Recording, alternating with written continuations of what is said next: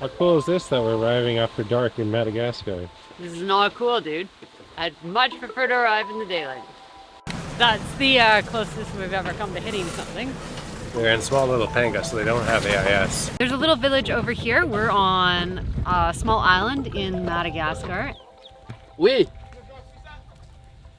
Serious, yeah.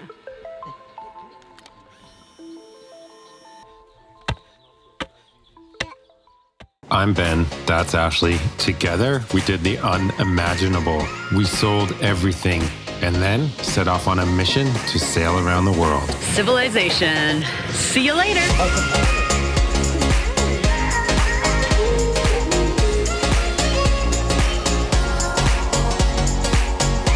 28 countries later and over 25,000 nautical miles, we are only halfway around the world. I have no idea what's gonna happen. Subscribe to follow the adventure as we finish this lap. After having crossed the Indian Ocean east to west, we have started the journey south to get around Africa. The upcoming leg takes us from this tiny French island called Mayotte over to Madagascar. It'll only take us 24 hours to get there, but it'll be a completely different world.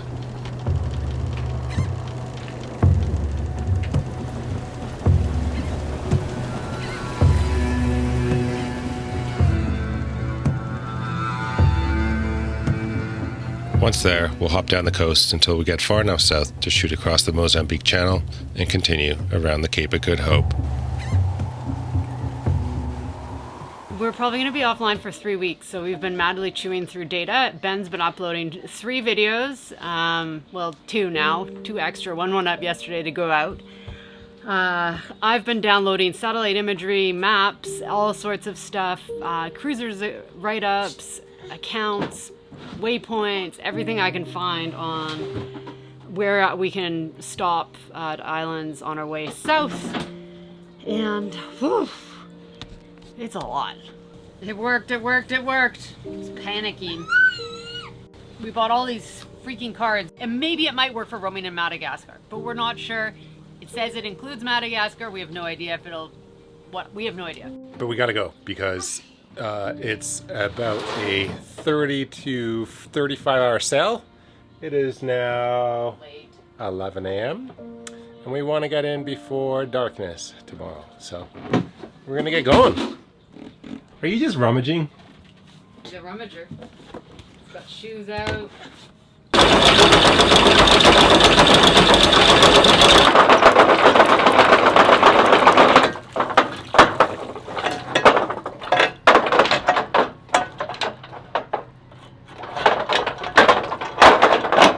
This windlass we had repaired in Philippines out of all the countries we've been to, and it's going so strong still.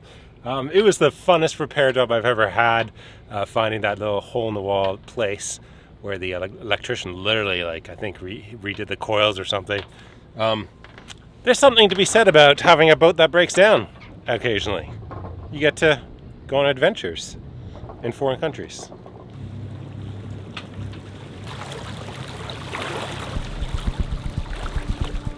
That's the closest we've ever come to hitting something.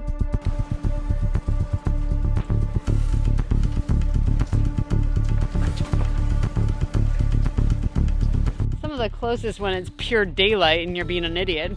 They're in small little panga, so they don't have AIS. Usually we'd be alerted, but can't rely on that. They have a huge string of buoys, and then we missed it by, I don't know, how much do you think we missed it by, Ash? Well, probably it wasn't that close. It was probably like 5 boat lengths, but Seemed a lot closer than they that. seemed close. Maybe it was 2 boat lengths.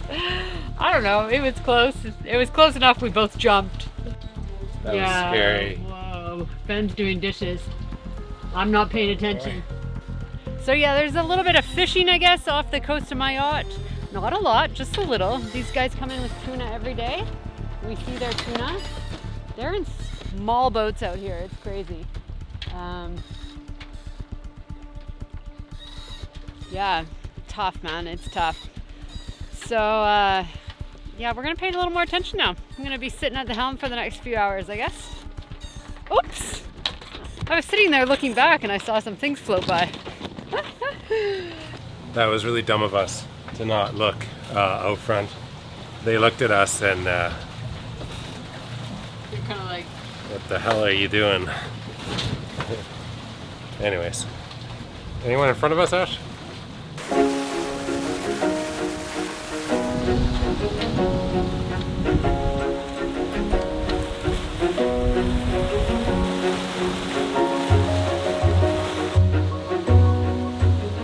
how are the boys doing down there? Pretty good. It's much drier on this passage. Real quick though, we're doing like 6 to 8 knots over ground. Got the code 0 up, which is our big cruising code 0. Bodhi's taking a liking to the winch handle, which will probably be on the boat for another 5 minutes. I think it's good.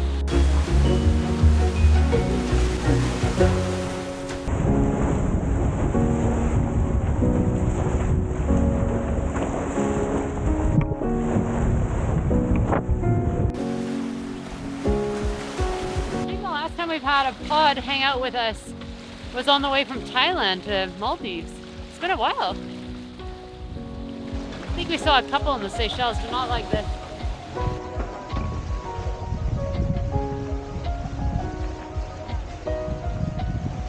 Wait, bye-bye. We're not going to make it in before darkness. That gets me thinking, what awaits us in Madagascar?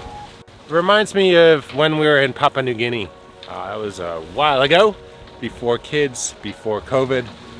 It was a magical place. We went out to the Louisiades. They're the outer islands in the southern, southeastern part of Papua New Guinea.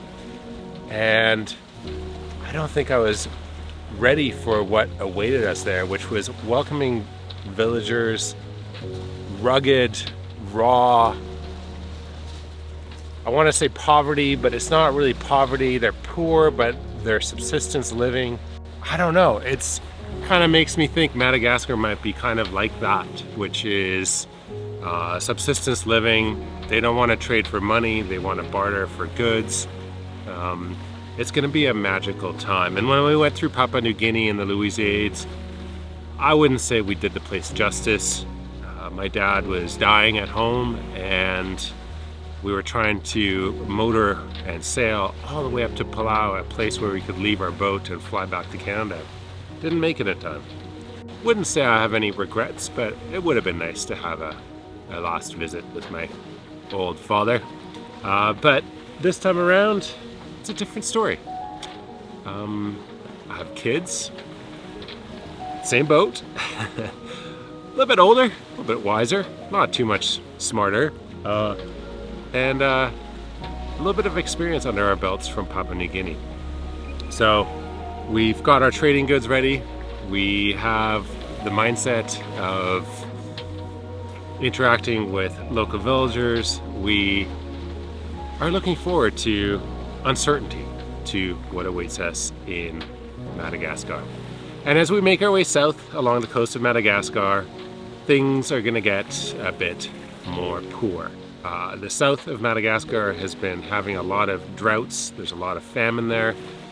They were hit by a hurricane or a cyclone last year, which was pretty bad.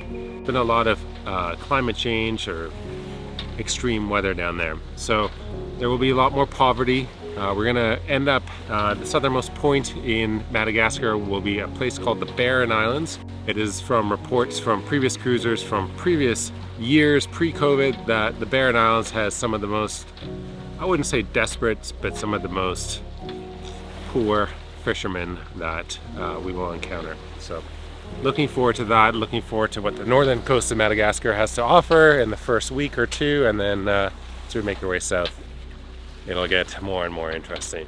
Any last comments on the Spinnaker? No, it's easier without children though.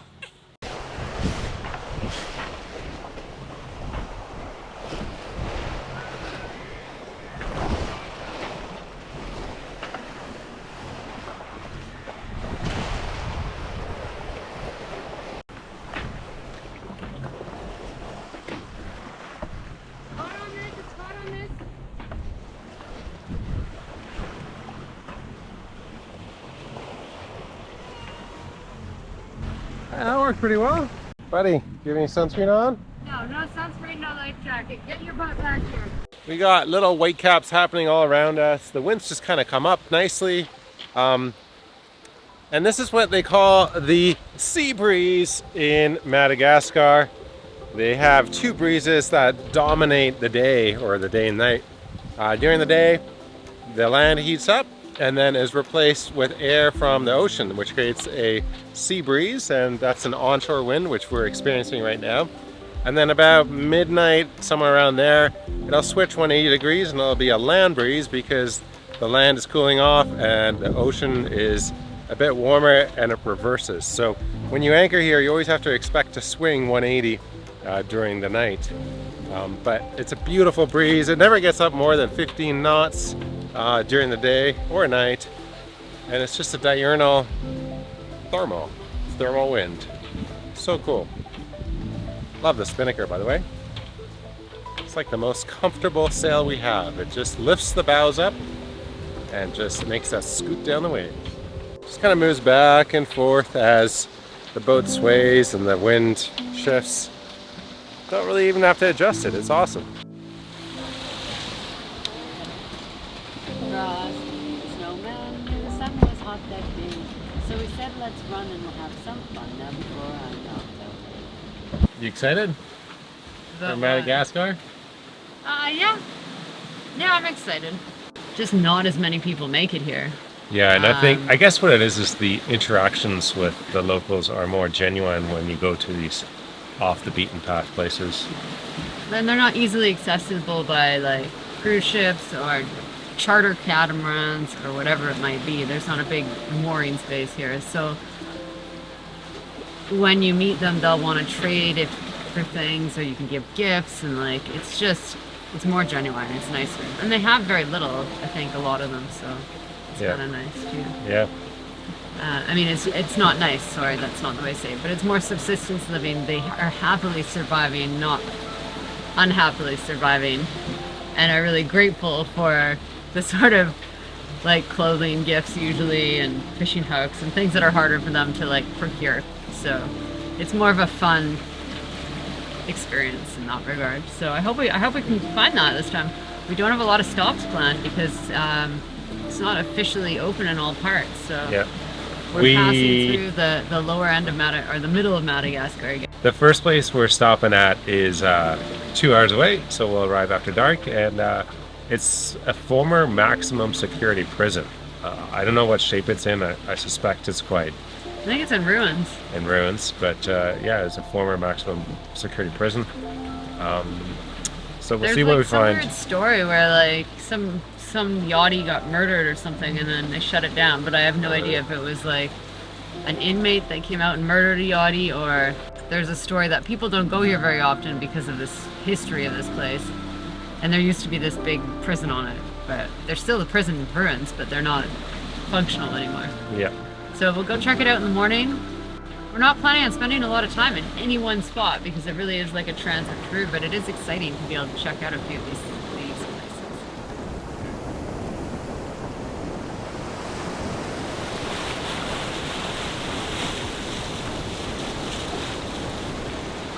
We gotta get into the bay, maybe 7th.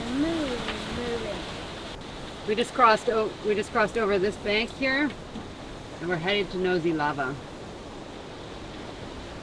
In the grander scheme of things, this is Madagascar, and Nosy B is up here. How cool is this that we're arriving after dark in Madagascar? This is not cool, dude. I'd much prefer to arrive in the daylight.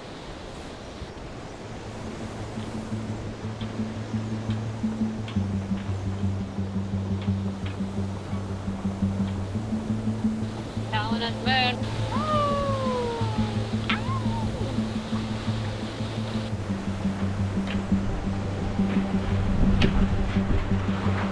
Okay, here we go.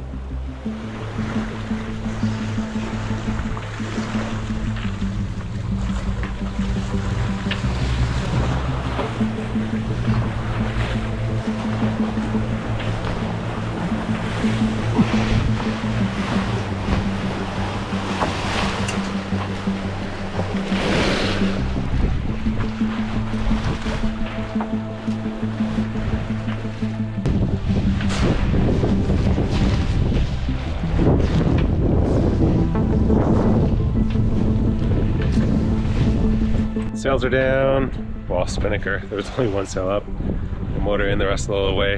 We don't have far to go. Another 10 minutes here.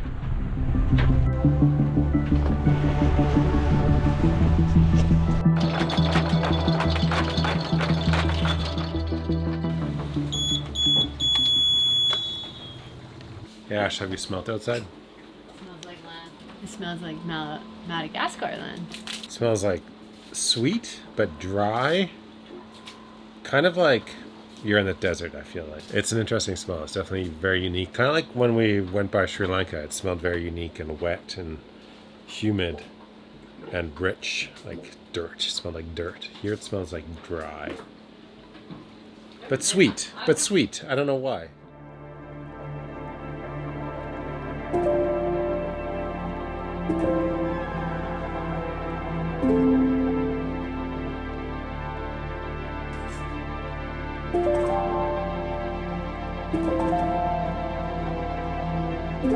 There's a little village over here. We're on a small island in Madagascar. There's a lot of children in the village and we have a lot of children's clothes, so we're going to take some in and give some back to the village, and hopefully they can make use of it. Clothes that have been grown out of. Oh, and I've got a bit of crafty stuff and a little dog stuffy and a bunch of stuff. It's kind of fun to give away.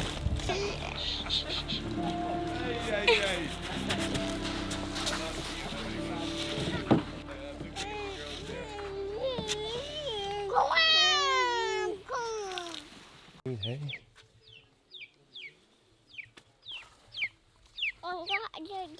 There's a chicken. So this is a normal Malagasy village. It's really neat. They got fish over here. They got a really big fish right here. Oui.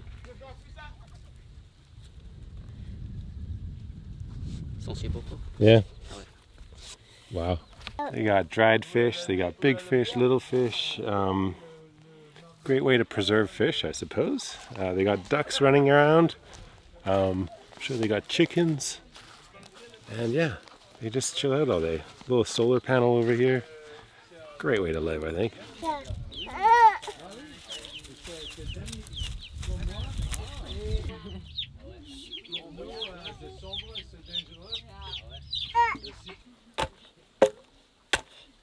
Les jambes, les bras, oui, allez. Super.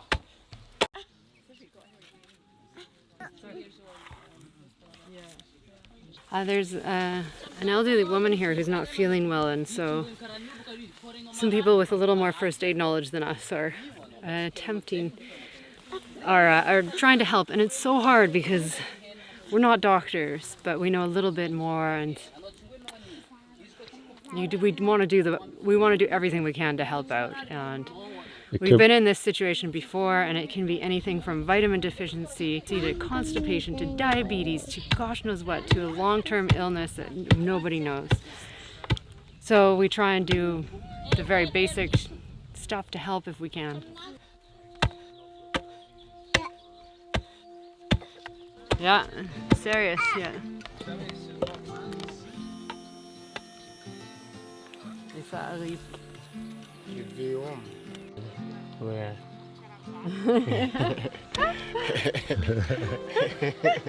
C'est bon, oui. One of my favorite things is to take Polaroids of kids and adults in the village, and they just love it, and it's fun to give them out after. So I don't ever have the Polaroids, but I have pictures of the Polaroids, and it makes me really happy. I like to take a picture of the picture and then I give it to them, but it takes a minute to come. C'est parfait.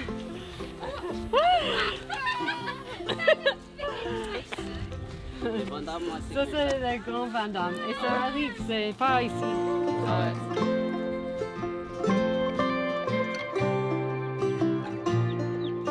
How's your day, Ash? What a day! What a day! This was just the most epic, awesome day we've had in so long. And then this happened. They have very little here, but they don't seem concerned about how little they have, and it's their way of life. It's fine, you know. It works for them. I mean, they want stuff, they want stuff. They would like sunglasses and you know, some nice foods and hooks and lures and medicine. There was a lady that was sick there, but I mean, other than wanting stuff, they don't seem concerned about sustaining themselves. So that's kind of neat to see. No, they have enough food. Yeah, they have enough. They They have got fish and rice and But this is gorgeous. The sunset. yeah, it's a stunner. Stunner. That tree is like perfect. It's the perfect spot. Good thing we didn't move anchorages. Okay, well, we came in late last night, like scary late, and check out where we're anchored. Like, we're barely in the bay, and the bay is massive, and it's actually like 3 bays, and we're at the edge of 3 bays. But Ben decided we could just stay here again tonight. I was like, let's move in. No. We have maybe like stayed in an anchorage for, you know, a night or two in Madagascar and then moved on to the next anchorage. There's so much to tell. We took so much footage, so much video. It's been amazing. I don't even know where to start on this update. Okay. Poisson, Fia. fia. And langosta, Chichka. chichka. Chichka. Chichka.